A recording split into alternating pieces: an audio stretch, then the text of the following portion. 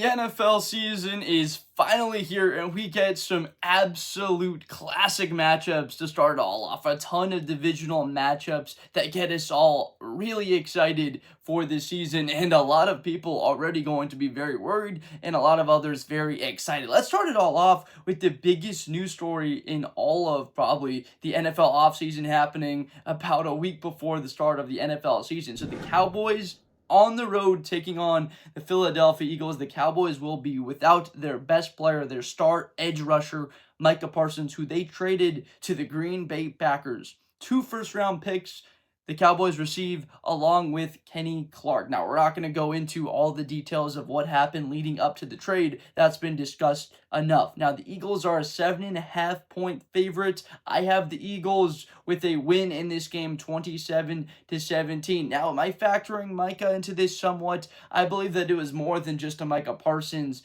to be able to beat a Philadelphia team. I do like the moves that the Cowboys made, getting a guy like Tyler Booker, but the other thing happens the other side for Philly. They bolstered the trenches. They got Jahad Campbell as an outside linebacker, the all-SEC type player from Alabama. He's tremendous. They got Ty Robinson in the later on rounds. The Philadelphia Eagles did everything they could to retool, and they are back better than ever. I do not like the matchup for the Cowboys offensive line against that terrific defensive line for Philadelphia, and I have the Eagles coming out the win. Jalen Hurts, A.J. Brown, Barkley, all of them having good performances. Without Micah, certainly does not help Dallas. Now, the Friday night matchup after that one to kick it all off, this one will be on YouTube TV. A lot of fun. The Chiefs versus the Chargers in Brazil. The Chiefs are favored by 3.5 points. And the question is whether or not the Chiefs cover. I don't think that the Chiefs cover in this game. There was some really sad news with the Los Angeles Chargers, them losing their star left tackle, Rashawn Slater, who reset the market for a left tackle player, of course, formerly from Northwestern. Tremendous player. Him and Joe Alt were pairing probably the best pair of tackles in the NFL. Losing him is going to be really tough for not just Justin Herbert, but that run game of Marion Hampton, the whole identity of what they stand for. Rashawn Slater, heck of a player. I have Patrick Mahomes in the Chiefs, beating them, holding on still, playing a very motivated Los Angeles team out there. Who knows what the field conditions will be like? What we do know the conditions will be like between them is ferocious. These two teams do not like each other at all. Jim Harbaugh's teams are always going to be very physical, with identity built on pounding the darn football, playing very good defense. So that should be a really fun matchup. Kansas City obviously took the left tackle out of Ohio State, Josh Simmons, to replenish that offensive line. They lose Joe Tooney on the interior at that left guard to move a couple guys around. What will that offensive line hold up against some of that new look defensive line for the Los Angeles Chargers? Now, the next matchup we're going to get into is the beginning of the Sunday slate. The games are a little bit random here, not going in any particular order except for the first two. I will tell you, though, that if you are a Bills or Ravens fan, that game is at the end of this video. Please stick around, though, for more of the videos throughout this. Don't just jump to the end unless you got to be somewhere very quickly. So the Bucs against the Falcons. This is a fun one. Classic matchup that went to overtime at the end of last year. We see a Baker Mayfield that has played at such a high level. I've been thoroughly impressed, and not only has he played well, they give him another weapon in Emeka Egbuka. Whether Mike Evans has that year, we've been waiting for him to slow down. He's done anything but slow down. He's played phenomenal. And then Chris Godwin, off of the injury, they bring in Emeka Egbuka,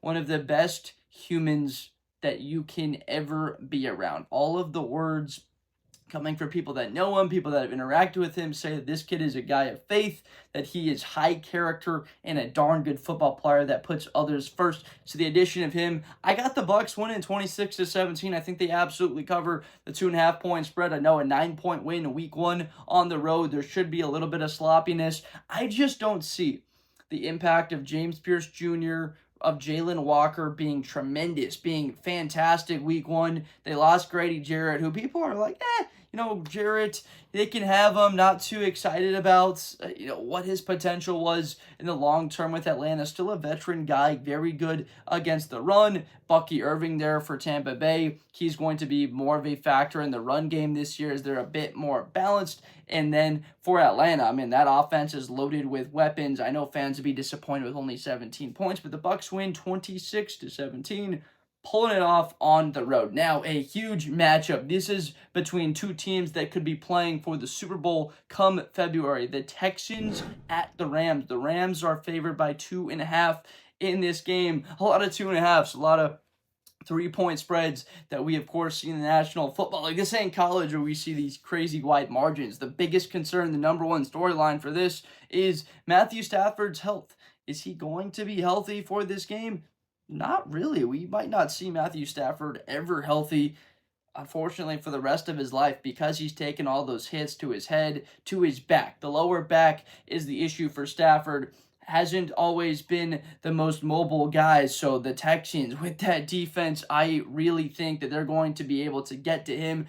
That Rams offensive line, they've put the measures together to be able to improve, but I really think that defensive line is where the strength is for Los Angeles. Fisk, Jared Verse, Byron Young, they are tremendous on that side of the ball, but maybe not quite enough to be able to hold the Texans in check. I am expecting a bigger year out of CJ Stroud, that he takes an elevated step. I wasn't so down on his season last year. They still won a darn playoff game. This thing has trended in the right direction, but look out for these two teams, that they could be on the right trajectory, headed potentially to the Super Bowl if both of them stay healthy. Now, the Cincinnati Bengals against the Cleveland Browns. The Bengals are favored by 5.5. I think they very much so cover. We look at the quarterback, say, in his prime, healthy Joe Burrow. He stays that way. The Bengals will be a playoff team. I believe that they have the pieces, that they've invested enough, that Shamar Stewart for Cincinnati on the other side of Trey Hendrickson on the edge form a very good pass rushing duo. Thankfully, they get both of those guys in Bengal uniform. They also keep Jamar Chase, T. Higgins in Bengal uniform. Pair that with the running back Chase Brown, very explosive before he got hurt against Denver last year. Against Cleveland, listen, Cleveland in the running back room, we're curious about Quinshon Judkins. What sort of impact will he have? We know that Mason Graham isn't going to be the guy he was in equal level of play, the guy he was at Michigan to Cleveland. But when you have Myles Garrett, it certainly accelerates the process, makes things happen a lot faster. But I had the Bengals winning 27-14, covering on the road. Now, this matchup is spectacular. The Lions at the Packers, week 1, all the money heading towards Green Bay. The Green Bay Packers now the favorites to win the NFC North. Just slight favorites above the Detroit Lions after they acquired Micah Parsons. Now, the question that you have, obviously, for me is it enough in acquiring Micah Parsons for the Packers to beat the Detroit Lions, a team they were swept by twice last year? That the Lions just look simply like a better football team. Aiden Hutchinson is back. He has looked very good. He's looked like his former self with another step to him, a little bit fresher sometimes. These guys off of the injuries. How does that matchup, Aiden Hutchinson against that Green Bay Packers offensive line?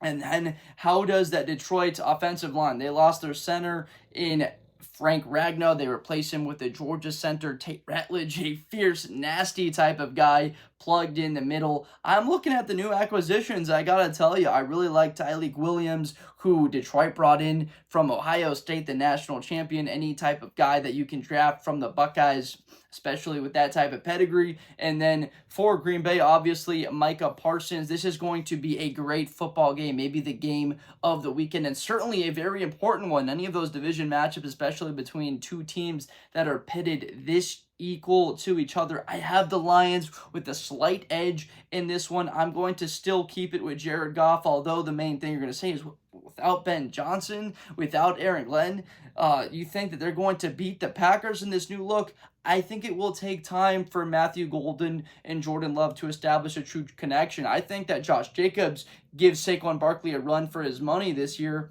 in the sense of being one of the best running backs in the NFC. Josh Jacobs is a darn good player. Just think it will take time, that Micah Parsons won't be his full self. He wasn't practicing. Who knows the full story behind the back, but it won't be a full Micah Parsons week 1. People are getting a little bit ahead of themselves with that. The Lions win 28-27. Now, the Dolphins and the Colts. The Dolphins, so many question marks. They trade away Jalen Ramsey, acquire Micah Fitzpatrick, very similar type players, obviously very big impact type guys. Micah Fitzpatrick is more of the eraser type of player. Someone makes a mistake in front of him, he's able to make a play. He's also able to erase any potential plays that you'll make, and he'll turn it into a new writing of his own. He's an eraser and a marker, whereas Jalen Ramsey was just going to hit you in the mouth, physical corner, going to come down, tackle, great in coverage, and that was a very large acquisition. Obviously, in the offseason, they send him over to Pittsburgh. So the Miami Dolphins now with Kenneth Grant in the middle of that defense. That's where my eyes are going. Number 26 in blue for the Colts in Indianapolis, Lucas Oil Stadium. How does the running back Jonathan Taylor do against that Miami Dolphins defensive front that had the addition of one of the freaks from the 2025 NFL draft in Kenneth Grant, one of these younger players? Now, you can notice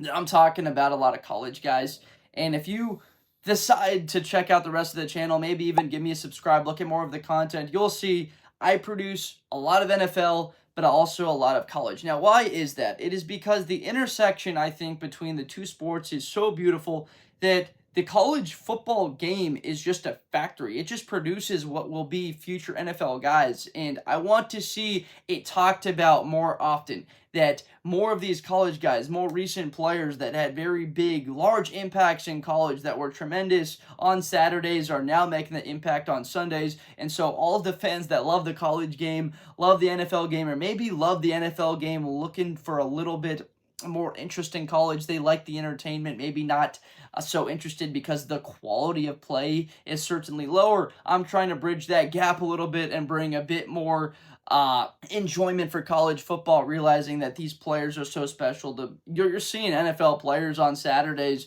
plenty of time. Just look at the Ohio State-Texas game with what might end up being 30 total NFL players that were in that game that wind up getting drafted. Maybe 5-6 of those guys being top 5-10 overall picks in the draft. So Miami Dolphins and the Colts. I have the Dolphins winning 23-19 in this game. Believe that they are able to cover. That they're gonna win that game on the road at Lucas Oil Stadium. Have the Dolphins pulling out the win on the road. That would be a huge win for them early in the season to sort of get the monkey off of their back. Now, the Raiders at the Patriots. This is a very fun one because you see two guys that were taken in succession of each other. You saw Will Campbell go number 5 to the New England Patriots, and then you saw Ashton Genty go number 6 to the Las Vegas Raiders. Now, this is the perfect opportunity for a certain someone in this game to prove he could have been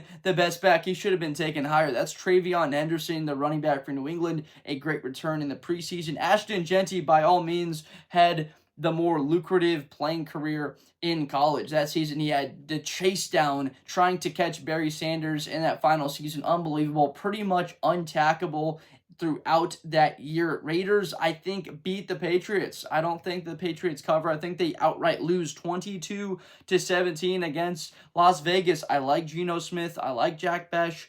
The Max Crosby element adds something. I know Will Campbell is an All-American, All-SEC type left tackle, protected Garrett Nussmeier, protected Jaden Daniels very well, didn't give up the sacks. Tremendous athlete, but Max Crosby adding an element, think that he can be the type of player that wrecks this game, and Pete Carroll gets a win in his first game of the season. But if you're a Patriot fan, really high on them overall on the year. This could be a team that competes for a playoff spot. The Vikings and the Chicago Bears. Minnesota's favored by 1.5 points, so that shows you that Vegas is saying this game is about as close as it can be. Kevin O'Connell versus Ben Johnson. We see these two battle it out, the wits on the line. The Bears have as many question marks as anybody. Caleb Williams, does he make the jump? We saw Jaden Daniels do so well. What will happen with Caleb? Did they draft the wrong guy? How will he fare week 1 against Brian Flores? We saw sparks of him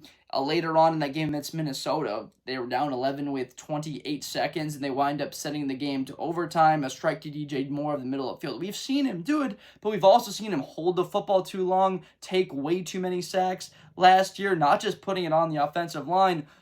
Maybe a third of those sacks were on Caleb himself. He's got to get the ball out quick. That's what Ben Johnson's there to help with. And then the Minnesota Vikings, very much so like what they did in the offseason. O'Neal, Kelly, some of the offensive line players from the Colts, to go up against that new look Bears defensive line. To be honest, I'm not quite as high on that Bears defensive line. Grady Jarrett's an older player. Dayo Odeyingbo is, certainly somewhat affordable for the edge price opposite of Montez Sweat, but all three of those guys I just mentioned, Sweat, Odeyingbo, Jarrett, all have question marks. What are they? But the Chicago Bears have so many weapons, and I believe that not having Jordan Addison as another guy to go to opposite of Jefferson, because if you remember, if you watched that Minnesota Vikings Chicago Bears game, I remember it. I was sitting in the third seat on the 30-yard line behind the Vikings kicker. Justin Jefferson was pretty much double, triple covered, clouded with a guy over the top the entire game. So who went off 150 yards in that game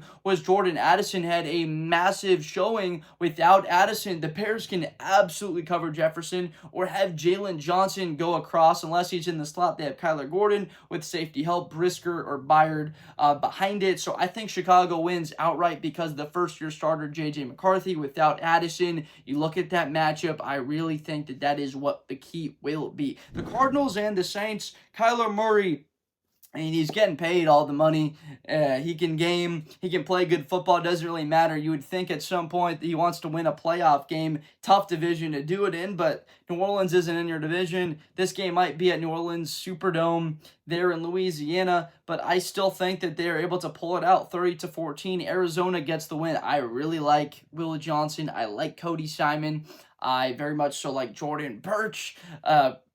The kid out of Ole Miss, Walter Nolan. They have tremendous talent that they added to the defense. And then on offense, McBride, Harrison Jr., really good pass-catching options. And then we want to see more of Kyler's element of fascination, the legs, the athletic ability, making plays. The Saints, for the most part, I have it was one of the weaker teams in the league. Kellen Moore, tremendous player at Boise State. Of course, there with Chris Peterson, very good coach with Philadelphia. An instrumental part of that offense development had been there with Dallas. He'd done a good job with Dak Prescott. So very high on Kellen Moore. It's just tough dealing with all the maturities and all that money of the cap coming due and trying to rebuild that thing out. I think he can be successful in time, even with Shuck, but it will take time in that the Cardinals are at this point a better football team. Cardinals win 30-14. The Pittsburgh Steelers with Aaron Rodgers against his former team, the New York Jets. Pittsburgh's favored by 2.5 points.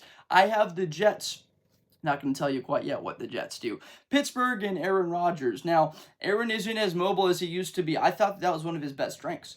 The kid he was at Berkeley became even better of an athlete when he got to Green Bay. Being able to pick up 3-4 first downs with his legs every single game, being able to find it. 3rd and 9, he's going to get you a 10. He had that ability to pick up that first down. Not just the first downs with his legs, but somehow shedding somebody, getting out of that sack, finding someone on the outside, whether it be Randall Cobb, Jordy Nelson, finding him. He doesn't have the same chemistry with those guys there in Pittsburgh. It happened late in the offseason when he was acquired by them, so don't know how much chemistry that he developed with the Pittsburgh wide receiver core. But on the Jets side of things, it's Justin Fields and Garrett Wilson. These guys had such a tremendous connection. We've talked a lot about Ohio State, but their reach, they won the national championship. It's worth speaking about them throughout this video. So many of their players, 14 draft picks, the litter. Right, Justin Fields, first rounder, Garrett Wilson, first rounder, their connection now there in New York. They took the 2 tackles in the last 2 drafts in the first round. They took Armand Membu this year from Missouri, a year ago Olu Fashanu from Penn State. So they are trusting that Justin Fields will be very well protected, and then they think they have a good defense. I've got the Jets 23-20. Believe they get the pressure they need to on Aaron Rodgers, stop the run. Caleb Johnson, he's talented back there. Jalen Warren, Breece Hall needs a bit of that jump. We're expecting him to make that jump. It would be great to see him be more explosive, that pass catcher out of the backfield, have a larger impact. San Francisco 49ers and the Seattle Seahawks. San Francisco's favored by 2.5 at Lambeau Field. Seattle has had the 12th man advantage for a long time, but this hasn't been a team that's been a threat in the NFC for a while. They're trusting that Sam Darnold can replicate the success he had with the Vikings, bring him over.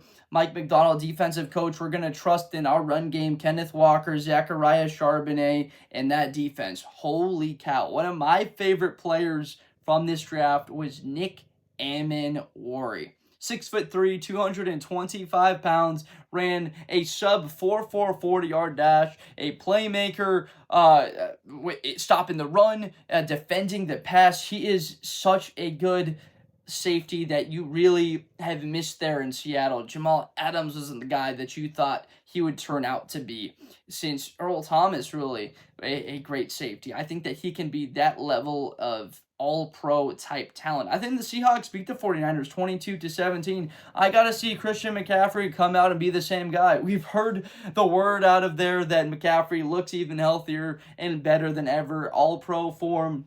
If you're a fantasy person, the 4 true healthy seasons he's had, he's been one of the best 3 fantasy backs in football, but I have to see it with my own eyes. George Kittle, of course, a very good tight end. They have the impact that they have to deal with in losing a lot of those guys that were on that Super Bowl roster. No Dre Greenlaw, no Charvarius Ward, there's no Hufanga. They send away Deebo Samuel, so I'm very much so concerned about San Francisco losing some veterans, losing players that had really solid chemistry built within that roster. And then Brock Purdy, they're paying him now. What does he look like when it's not a Ferrari supercar, when it's more like a Toyota Corolla? I'll just call that, because that's what I used to drive, and that was a very nice hybrid type car. Good gas mileage, and it performed very well no matter the circumstances around it. That's a good car. Can he perform like that? Good gas mileage no matter the health of the guys around him. I think Seattle wins this game 22-17. The New York Giants took Abdul Carter, 3rd overall in this draft, to get that true difference maker. Like, they think that he could be a Micah Parsons one day. Certainly both wore 11 at Penn State. Great players. I think that Abdul Carter is a better defender against the run, just a tad thicker than Micah was coming out of college. Not going to say he's a better athlete. They're about equated in the level of talent they have.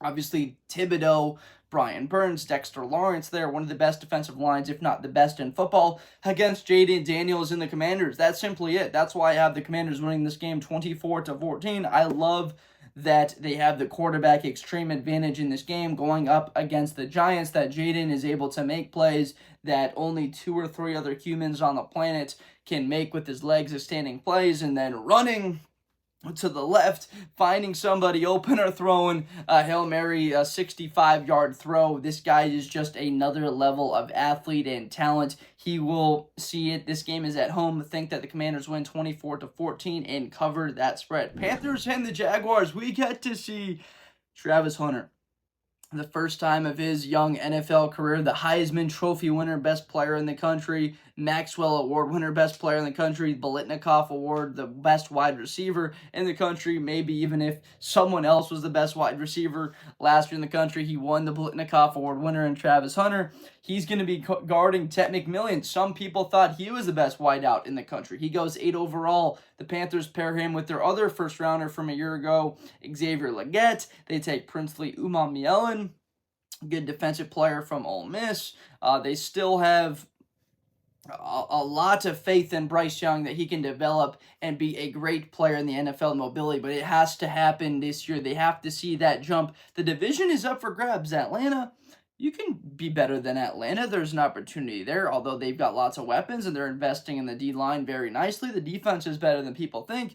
New Orleans is weak. Tampa's the true threat in that conference, that division, I should say. And then the Jaguars, weakest division in football. Colts, we don't really know. Houston, obviously, a very good team. You got the Titans there. We're going to preview their game against the Broncos next. So Jacksonville with multiple number 1 overall picks. Of course, Trevor Lawrence still there. It's like, when is this thing going to happen? We got Brian Thomas a year ago. So him and Travis Hunter. There's Trayvon Walker, another 1 overall pick. And then, of course, Travis Hunter. So 2 number 1 overall picks and a number 2 overall pick in Travis Hunter. They have to put it together with some of these elite players out of the NFL draft. I have the Panthers winning this game 24-17 in Duval County, coming up with a nice win on the road. I'm a little bit higher on Bryce Young than maybe other people are. Maybe that than I should be.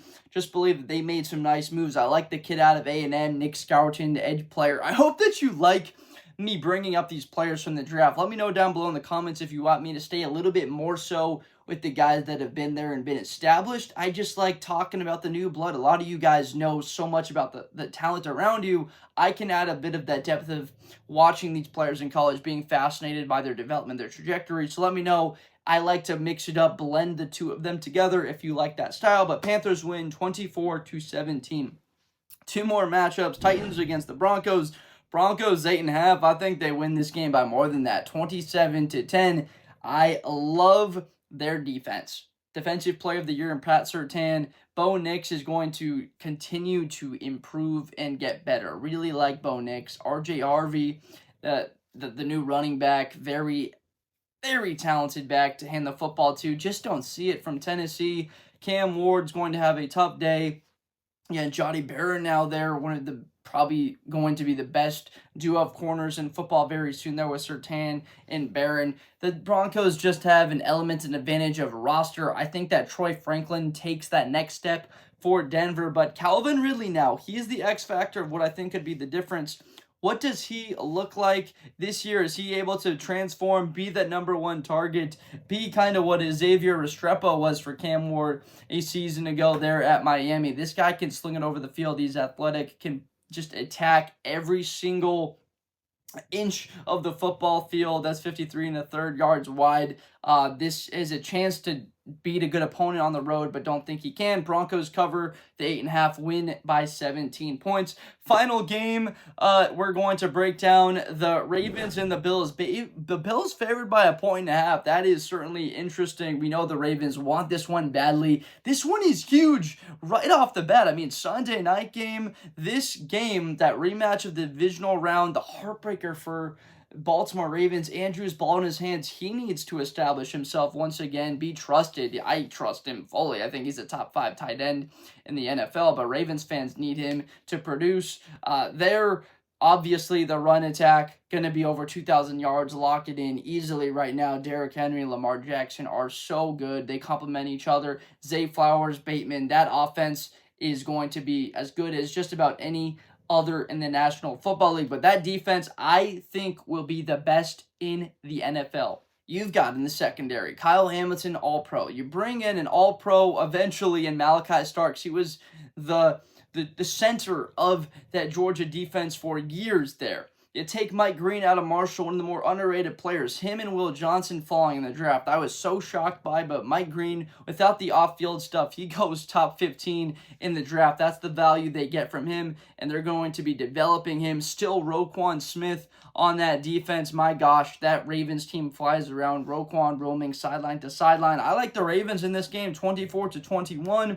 That Roquan is the type of player that can neutralize Josh Allen's legs for the most part. Nobody can neutralize Josh Allen, the athlete he is, but a Kyle Hamilton, Starks, Roquan Smith, the edges are good there in Baltimore. These are the type of athletes that it takes to stop Patrick Mahomes, to stop a Josh Allen, and now Baltimore has the ability. They have the athletes on the field to be able to do that, to keep Mahomes from those 3rd and 12 scrambles that make you just want to punch yourself in the face and tear your hair out. For Buffalo, I like the kid that they took in the first round in Harrison. I love Keon Coleman, the 6'4", 215-pound receiver, big body guy. Cook in the red zone. We can expect something around probably 25 touchdowns between Josh Allen and James Cook. I mean, that element between their ability, Allen's legs in the red zone, is such a threat.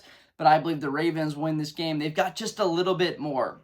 coaches talking about the more pissed off team, the team that hits you harder, that's more physical, often comes out with the win. And the Baltimore Ravens, I believe, do that. This is the final recap and preview for week 1, so I am so excited that we can actually finally get to see this game and all the rest of these games to start the week 1 schedule. We've been waiting so long for football to be back.